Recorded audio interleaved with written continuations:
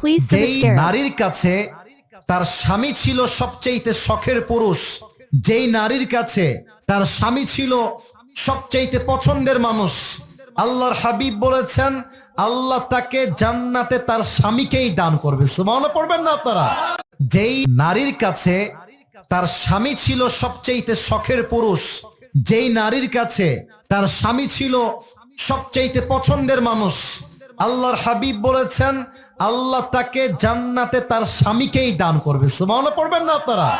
যেই নারীর কাছে তার স্বামী ছিল সবচেয়ে শখের পুরুষ, যেই নারীর কাছে তার স্বামী ছিল সবচেয়ে পছন্দের মানুষ, আল্লাহর হাবিব বলেছেন আল্লাহ তাকে জান্নাতে তার স্বামীকেই দান করবে। সুবহানাল্লাহ পড়বেন না আপনারা?